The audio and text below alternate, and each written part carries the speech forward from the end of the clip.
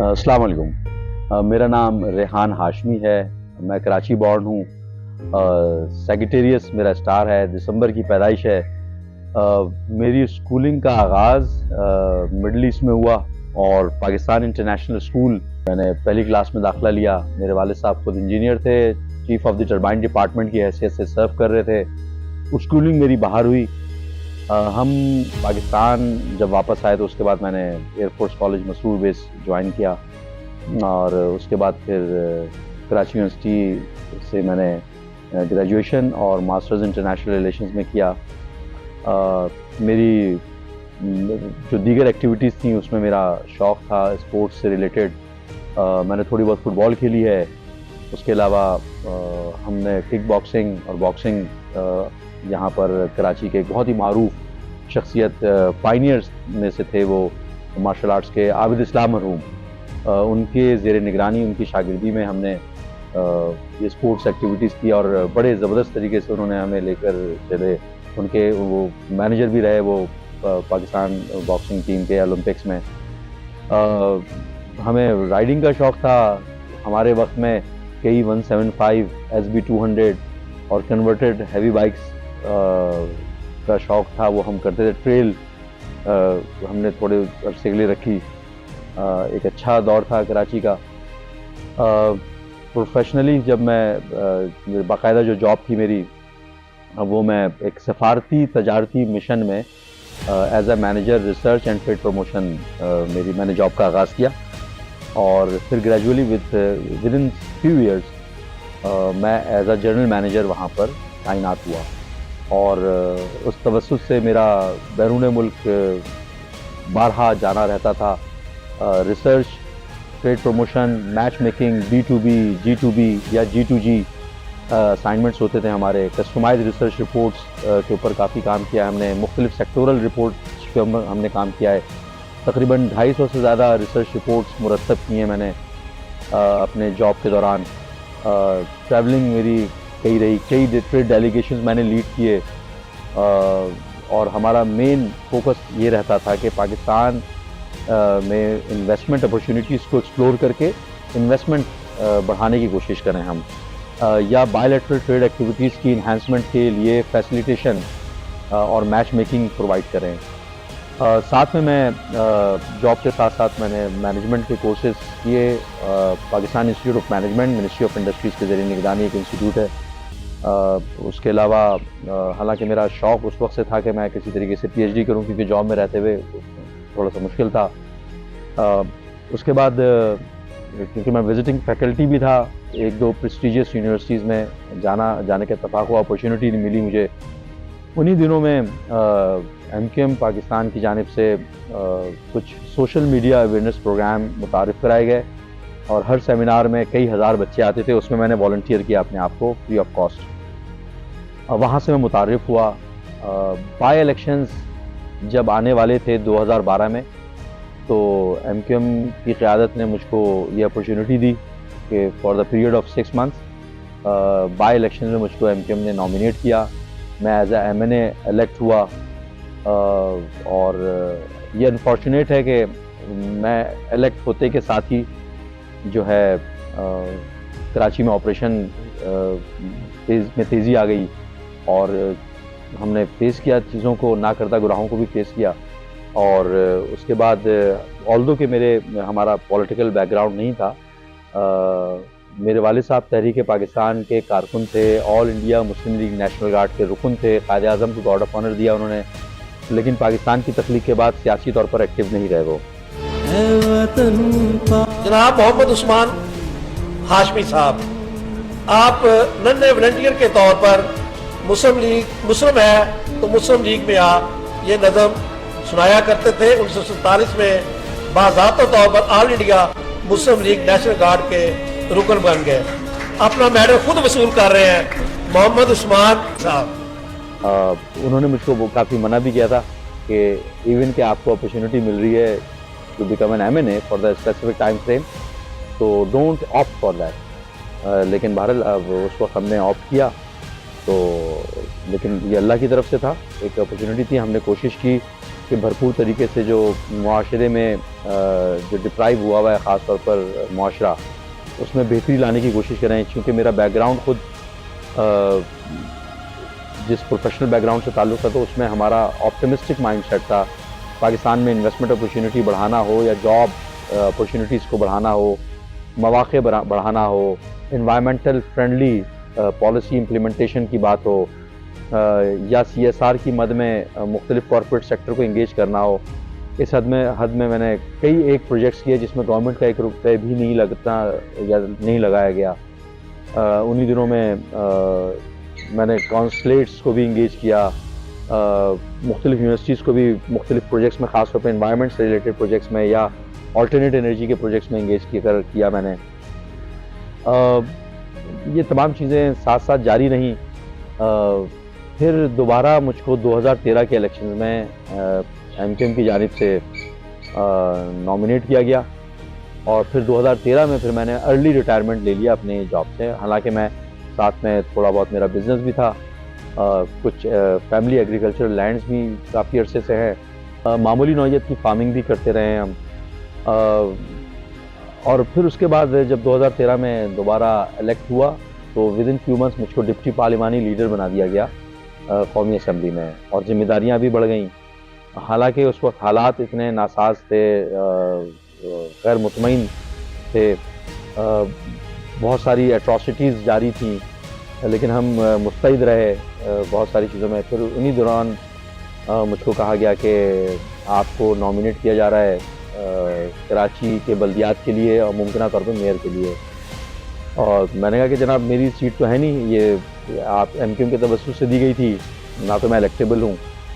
میں آپٹ کروں گا، میں پریفیئر کروں گا not to contest for the بلدیات، کیونکہ پارٹی لیڈرشپ نے تو مائنڈ سیٹ دیکھا تھا. آج تک نہ میرا کوئی رشتہ دار، نہ کوئی جان پہچان کا کبھی کسی بلدیاتی ادارے میں نہیں رہا، نہ آج ہے، نہ پوزیشن کی وجہ سے میں نے کسی کو مرا دی. بے فیض رہا میں تھرو آؤٹ، دوستوں کے لیے اور ریلیٹیوز کے لیے. تو میں نے کہا کہ بھیا اٹس اپ ٹو یو، لیکن بہرحال مجھ کو بلدیات دی گئی، اور district central which is the largest district of Pakistan in terms of its UCs, وہ اس کا چیئرمین بنایا گیا. اس وقت پولیٹیکل بہت حالات خراب ہو چکے تھے، لندن سے علیحدگی اختیار کر لی تھی لوکل قیادت نے. اس کے علاوہ انٹرنل خلفشار بھی پیدا ہو چکا تھا، PIB، Bahadurabad, PSP factors emerge ہو کر آ چکے تھے. MQM وہ پولیٹیکل پارٹی ہے which is being conceived by a very refined segment of a society. اور آپ دیکھیں گے کہ اس کے پائنیئرز جو تھے وہ زیادہ تر وہ لوگ تھے جو کہ MBBS کے شعبے سے وابستہ تھے. اور میں اکثر لوگوں سے کہتا ہوں کہ یار خاص طور پر جو MBBS کا نوجوان ہوتا ہے بالخصوص، وہ انتہائی پڑھاکو لڑکا ہوتا ہے، اور وہ سڑک پر بیٹھا ہوا، فٹ پاتھ پہ بیٹھا ہوا لڑکا نہیں ہوتا، وہ کھلنڈرا لڑکا نہیں ہوتا، وہ پڑھنے لکھنے والے لڑکے ہوتے ہیں. اور آپ MQM کی قیادت کو دیکھیں، چاہے وہ ڈاکٹر عمران فاروق ہوں، چاہے وہ ڈاکٹر فاروق ستار ہوں، خالد مقبول صدیقی بھائی ہوں، اور اینڈ سو آن، اور اس کے علاوہ بے شمار لوگ. تو یہ تمام وہ لوگ تھے جو کہ پائنیئرز تھے، اور انہوں نے آپٹ کیا. ایک پڑھا لکھا نوجوان ہونے کے باوجود بھی ان کا انٹلیکٹ لیول اس حد تک کے تھا کہ انہوں نے یہ آپٹ کیا کہ معاشرے کے لیے کیا چیز بہتر ہے، اور ایک پولیٹیکل پارٹی میں اپنا رول ادا کیا. انفارچونیٹ تھا کہ پولیٹیکل وکٹمائزیشن کے کلچر کی وجہ سے اس طرح کی ریفائنڈ سیگمنٹ کو شروع میں MQM سے بدظن کیا گیا، متنفر کیا گیا، ڈرایا گیا، دھمکایا گیا. لوگ اسٹیپ بیک ہو گئے، اسٹریٹجک ریٹریٹ کے اوپر چلے گئے، اور وہ ویکیوم ایک کریٹ ہوا. اس ویکیوم کے وجہ سے کافی ایسے خلفشار کا شکار رہی، میں سمجھتا ہوں political as a political party MQM، کہ جو کسی اور پارٹی کے ساتھ اتنی زیادہ ایٹراسٹیز ہوتی، اتنا زیادہ وکٹمائزیشن ہوتا، تو وہ تہس نہس ہو چکی ہوتی. اور حالیہ دنوں میں اگر آپ دیکھیں کہ PTI کے اوپر جو الزامات ہیں، اور جو PTI کی جانب سے شرپسندی کی جاتی رہی یا ریاستی اداروں کے خلاف بین الاقوامی طور پر جو مہم کی جاتی رہی ڈیفیمیشن کی، جس کی وجہ سے اکنامک جو اٹھان تھی پاکستان کی وہ بھی متاثر ہوئی، پاکستان کا امیج ڈسٹورٹ ہوا، ٹورزم ریڈیوس ہوا، اینڈ سو آن، بہت ساری چیزیں ہوئی. ان کو بھی اگر لیٹ سے کہ اگر کیا جائے تو میں اکثر کہتا ہوں دوستوں سے کہ یار ایک بندہ خدا نہ کرے کہ کسی کے ساتھ ایسا ہو وکٹمائز اس طرح نہیں ہوا کہ آنکھوں میں پٹی باندھی گئی ہو, مسنگ کیا گیا ہو یا اس کی لاش ملی ہو. ایم کیو ایم کے ساتھ وہ تمام چیزیں ہوئی ہیں جو کسی دوسری پولیٹیکل پارٹی کا شخص تصور نہیں کر سکتا, لیکن ایم کیو ایم سروائیو کی ہے کیونکہ جینون ایجنڈے کے اوپر پاکستان کو پاکستان بنانے کے لیے, پاکستان کو جناح کا پاکستان بنانے کے لیے ایم کیو ایم بنائی گئی.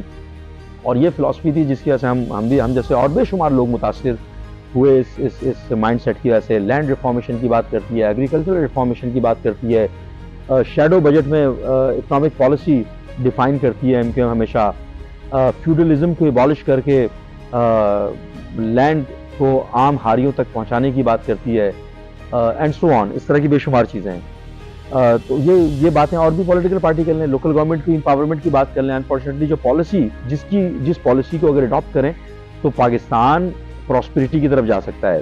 تو میں سمجھتا ہوں کہ وہ policies MQM adopt کرتی ہے, اس کے لیے بات کرتی ہے, اس کی کوشش کرتی رہی ہے. ڈی سینٹرلائزیشن کا معاملہ ہو, چاہے ایجوکیشنل ریفارمیشن کی بات ہو, اینڈ سو آن. تو اس طرح کے ایشوز میں سمجھتا ہوں کہ دیگر پولیٹیکل پارٹیز کو بھی اٹھانے چاہیے.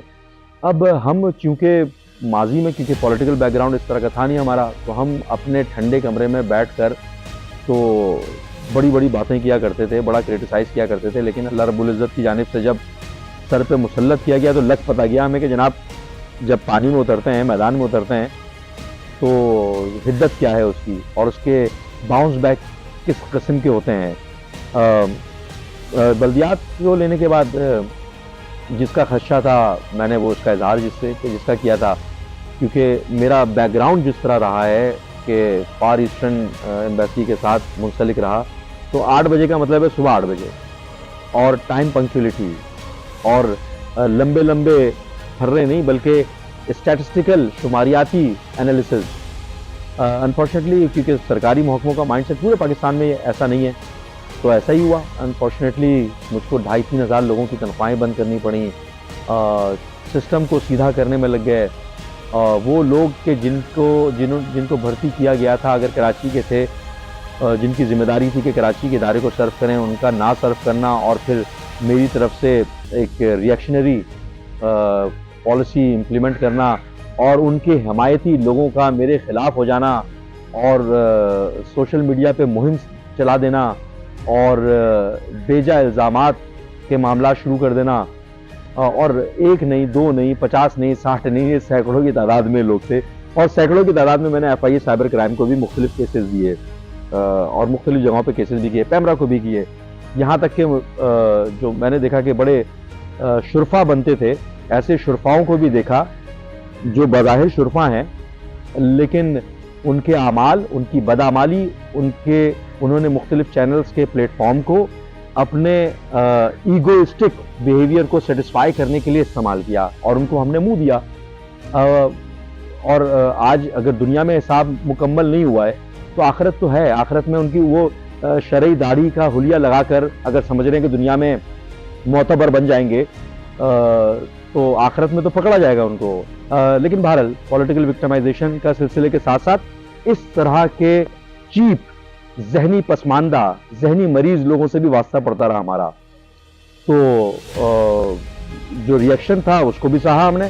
اور آج بھی آپ کے فاروق میں پروگرام میں بیٹھ کے, کیونکہ جس جگہ پر میں تھا اس جگہ پر سینکڑوں لوگوں سے واسطہ پڑتا ہے. آپ سے کوئی رابطہ کر لے, اگر کوئی یہ کلیم کرتا ہو کہ ریحان ہاشمی نے, کیونکہ بے شمار ٹھیکیدار تھے, بے شمار لوگ تھے, تو میں آپ سے ریکویسٹ کروں گا کہ اگر کوئی یہ سمجھتا ہو کہ 1% کی بھی میں نے کسی سے فیور لی ہو یا جس کو کمیشن جو کہ حق سمجھتے ہیں لوگ پاکستان میں لیا ہو, تو وہ آپ کے سامنے آ کر اس کو رد کر دے, میرے اس کلیم کو رد کر دے, میرے اس مان کو رد کر دے. انفارچونیٹلی بہت ساری چیزیں اس کی وجہ سے ہم نے صحیح ہیں. ہم نے دل و جان سے, دل جمعی کے ساتھ کوشش کی کہ سرو کریں. بہت ساری چیزوں کو سہنا بھی پڑا ہمیں, اپنی آزادی سلب ہوتی ہوئی بھی نظر آئی, فائنینشیل لاسز کرتے ہوئے نظر آئے, موومنٹ کے مسئلے ہوئے, کاروباری مسائل ہوئے, بہت ساری چیزوں کا بیجا الزامات کو سہنا پڑا.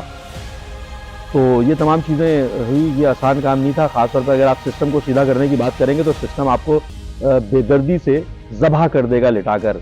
और इतना जालिम निज़ाम है यहाँ का, क्योंकि सब एक दूसरे से मिले हुए हैं अमूमी तौर पर, सबके नेक्सेस बने हुए हैं दोस्ती यारियों के, रिश्तेदारियों के, भाई भतीजों के, और एक दूसरे को कंपनसेट करने के। तो ये पूरा नेक्सेस है। जो भी इस सिस्टम के और ऐसे अनासिर के खिलाफ आवाज़ उठाएगा, उसको निशान इबरत बना देना इस सिस्टम का रिवाज रहा है माजी में भी, और हाल में भी ऐसा ही है। लेकिन इसका मतलब ये नहीं है कि और ऐसे लोग जो कि सर्व करना चाहते हैं कम्युनिटी को, पाकिस्तान को, मुल्क को, वो सर्व कर रहे हैं, वो करते रहेंगे ऐसे लोग। बहुत सारे ऐसे लोग हैं जिनकी वजह से निज़ाम चल रहा है, ऐसे अच्छे लोग मौजूद हैं। हमारा वास्ता भी पड़ा अभी जो हालिया दिनों में जिस तरह की वेव बनाई हुई है मुल्क के खिलाफ, मुल्क के इदारों के खिलाफ, फौज के खिलाफ, तो भाई मेरा वर्किंग रिलेशनशिप बहुत सारे लोगों से रहा है। मैं अक्सर लोगों से कहता हूँ भाई यार मेरा जिनसे वास्ता रहा, या जिनको मैं अभी भी जानता हूँ, जिनसे सोसाइटी के लिए काम करते रहे, जिनके साथ मिलकर, हमने तो ऐसे लोग मतलब हमें तो नज़र नहीं आए। अगर फ़र्ज़ करें 1000 में से अगर एक शख्स होता है तो भाई इसी मुआशरे का हिस्सा है ना, तो आप उससे इतनी एरर रेट ±1 का तो रख सकते हैं आप। तो लेकिन मुहिम जो इस तरह का पूरा इदारों के खिलाफ, मुल्क के खिलाफ नहीं करनी चाहिए। वरना आपके सामने ऐसा इतना पावरफुल जर्नल, एक पुरानी निशान में उनको हार्ट अटैक नहीं हुआ होता जनरल उस्मानी को, उनके पास भी कोई 6-7 करोड़ की बड़ी गाड़ी होनी चाहिए थी, और इस खुद ड्राइव नहीं कर रहे होते वो। मैं अक्सर लोगों से कहता हूँ कि यार आप बगैर सोचे समझे इल्ज़ाम तराशी और अपनी फ्रस्ट्रेशन निकाल रहे होते हैं। ये तोहमत का इल्ज़ाम लगाने का शरई जो सज़ा है वो 80 दुर्रे हैं। आप जिस पे चाहे इल्ज़ाम लगा दें, जैसा इल्ज़ाम लगा दें, तो बहरहाल ये ट्रेंड ख़त्म होना चाहिए जिसको कहते हैं कि जो सोशल मीडिया की दहशतगर्दी है, आप मुल्क के इमेज को, नेशनल सिक्योरिटी को कॉम्प्रोमाइज़ कर रहे हैं। बहरहाल ये तमाम चीज़ें तो हैं जिसको ऑब्ज़र्व किया, जिसको विटनेस किया हमने। बहुत सारी अच्छी चीज़ें भी देखी तो बुरी चीज़ें भी देखी। सहाफ़ियों में ऐसे अच्छे अच्छे लोग देखे कि जिनकी मिसाल नहीं मिलती, और जेंटलमैन मुख्तलिफ इदारों में देखे, लेकिन जैसी रूह वैसे फरिश्ते होते हैं।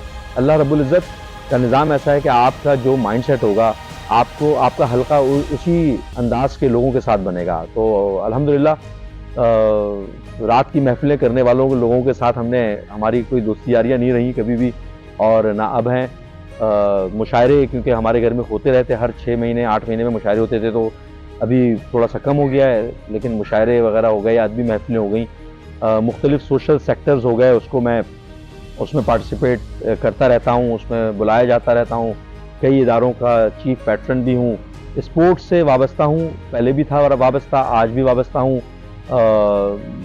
सिंध ताइक्वांडो का CEO हूँ। इसके अलावा बॉडी बिल्डिंग एसोसिएशन का मैं की सरपरस्ती करता रहा हूँ सिंध की काफ़ी अरसे। फेंसिंग जिसको शमशीर जनी कहते हैं, उसको हमने फ़रोग़ करने की कोशिश की है। उसमें सीखने वाले बच्चे नेशनल लेवल पर और इंटरनेशनल लेवल पर पाकिस्तान की नुमाइंदगी करते रहे हैं। माशाल्लाह से 1-2 बच्चियाँ हैं जिन्होंने ब्रॉन्ज़ मेडल भी लिए हैं। उस टीम बड़ी अच्छी मिली है मुख्तलिफ गेम्स में। तकी साहब हैं और इस तरह बहुत सारे लोग हैं, महफूज साहब हैं। इन्वायरमेंट के ऊपर काफ़ी मेरा काम रहा है। इन्वायरमेंट पे जो मेरा काम रहा है वो ख़ास तौर पर एडमिरल हुसैनी साहब मरहूम, अल्लाह उनकी मग़फ़िरत करे, जनरल तारिक सूरी साहब हो गए, डॉक्टर खालिद हो गए, फ्री मैन करके एक शहरोज़ करके एक लड़का है, नौजवान है, वो हो गया, ग्रीन हैंड वेलफेयर ऑर्गेनाइजेशन हो गई। ये तमाम कॉर्पोरेट सोशल रिस्पॉन्सिबिलिटी के मद में हमने काम किए। सेवरेज ट्रीटमेंट प्लांट के ऊपर काफ़ी काम किया हमने। पानी की रेन वाटर हार्वेस्टिंग के ऊपर काम करते रहे, जो मुख्तलिफ जगहों पे मौजूद हैं, यूट्यूब पे और फेसबुक वगैरह पे तमाम चीज़ें मौजूद हैं, रिकॉर्डेड हैं। क्योंकि आज लोग रियलाइज़ कर रहे हैं कि एनवायरनमेंट पे काम करना चाहिए। तो ये सोशल सेक्टर है। फिर एजुकेशन के हवाले से मेरा हमेशा से कंसर्न रहा है कि कराची के नौजवानों को ख़ास तौर पर गोल ओरिएंटेड होना चाहिए। तो हम कैरियर काउंसलिंग के बेशुमार सेमिनार करते रहे हैं, और उसमें हमारे एक सेमिनार में 750-800 के करीब बच्चे बच्चियाँ पार्टिसिपेट करते थे, जिसमें हमारा ऑब्जेक्टिव ही होता था गोल सेटिंग। उसमें हम CSS अफसरान को भी इंगेज करते थे और कुछ आर्म फोर्सेस के रिटायर्ड लोगों को भी, ताकि जो कमीशन ऑफिसर की हैसियत से ऑप्ट करना चाहें पाकिस्तान आर्म फोर्सेस को, तो वो उसका जहन साजी करें। जो CSS में जाना चाहें तो उसी तरह से जहन साजी करें। उसके छोटे छोटे ट्रेनिंग प्रोग्राम्स भी कंडक्ट करते रहे मुख्तलिफ औकात में। 1-2 इंस्टीट्यूट्स भी बनाए हमने। اس میں بھی free of cost training provide کرتے رہے ہیں. تو یہ تواتر کے ساتھ ہمارا مختلف سیکٹرز کے ساتھ، مختلف سوشل سیکٹر کے ساتھ، ایجوکیشنل سیکٹر کے ساتھ کام چلتا رہا ہے اور آج بھی چل رہا ہے، جاری ہے، جو کہ نان پولیٹیکل ہے ٹوٹلی. اس میں without any discrimination, without any biases, without any political objective, وہ ہم ان بائسڈ سرو کرنے کی کوشش کر رہے ہوتے ہیں. ہر قسم کے بچے بھی پارٹیسپیٹ کر رہے ہوتے ہیں.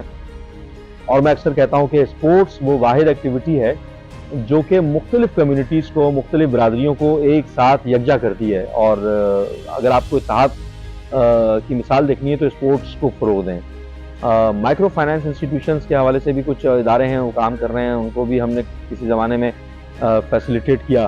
لیکن آج میرا خیال ہے کہ جس طرح کی اکنامک کرائسز ہیں، بے حد ضرورت ہے کہ جو پالیسی میکرز ہیں وہ کم از کم اس بات کو ڈیسائیڈ کریں کہ مائکرو فائنانس انسٹیٹیوشنز ڈیولپ کر کے پاکستان کو ایکسپورٹ اورینٹیڈ مارکیٹ اور کاٹیج انڈسٹری کو، ایس ایم ای سیکٹر کو فروغ دینے کی کوشش کریں. آپ اس وقت تک کامیابی سے ہمکنار نہیں ہوں گے جب تک کہ آپ اسٹارٹ اپس کو فروغ دینے کی حکمت عملی، مربوط حکمت عملی مرتب نہیں کریں گے. تو یہ وہ تمام چیزیں ہیں جو کہ میری سیاسی وابستگی سے ہٹ کر ایک عرصہ دراز سے میں کرتا چلا آ رہا ہوں اور آج بھی کر رہا ہوں، اور جس میں میرا اپنا مانیٹری کوئی انٹرسٹ نہیں ہے. چیزیں بہت ساری مشکل ہیں، جو کام کرتا ہے اس کے لیے لوگ جیلسی میں، لوگ حسد میں، جلن میں اس کے خلاف بات تو کریں گے. جو کام نہیں کرے گا، گھر میں بیٹھا ہوا ہوگا، کچھ بولنے کی جسارت نہیں رکھتا ہوگا، کچھ کرنے کا جسارت نہیں رکھتا ہوگا، تو اس کے بارے میں کوئی کیوں بولے گا کوئی کچھ.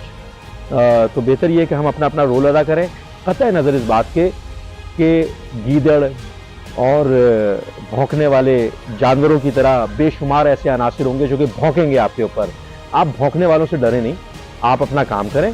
اور نوجوانوں کے لیے ضروری ہے کہ پروڈکٹیو ایکٹیویٹی میں جائیں، اپنے حلقہ احباب کو محدود کریں. آپ کا جیسا حلقہ ہوگا آپ کے سوچ کی نمائندگی کر رہا ہوگا. آپ جس حلقے میں بیٹھ رہے ہوں گے بنیادی طور پر یا تو آپ کی سوچ بھی اسی حلقے کی طرح ہو جائے گی، یا آپ اپنی سوچ سے مطابقت رکھنے والے حلقے کے پاس ہی خود بخود چل کے جائیں گے. جلدی سونے کا رجحان پیدا کریں اور جلدی اٹھنے کا رجحان پیدا کریں. پروڈکٹیو ایکٹیویٹیز میں پارٹیسپیٹ کریں اور ذہن کو گندے خیالوں سے دور رکھیں. اس کی وجہ یہ ہے کہ اگر آپ گندے خیالات کی بھرمار آپ کے ذہن میں رہے گی تو آپ پروڈکٹیو چیز نہیں کر سکیں گے. بڑوں کا ادب کریں، کیونکہ اللہ رب العزت انہی لوگوں کو نوازتا ہے جو کہ بڑوں کا ادب کرتے ہیں، کیونکہ یہ ریٹرن ہوتا ہے آپ کے اوپر. تھوڑا بہت اسپورٹس بھی کرتے رہیں، ضروری ہے. اور کوشش یہ کریں کہ جو معاشرہ اگر آپ کو دے چکا ہے کچھ تو وہ اس کہلاتا ہے سیلف ایکچولائزیشن. آپ بھی معاشرے کو کچھ دینے کا رجحان پیدا کریں، اور اچھا کریں گے تو آپ کے ساتھ اچھا ہی اللہ ریٹرن کرے گا.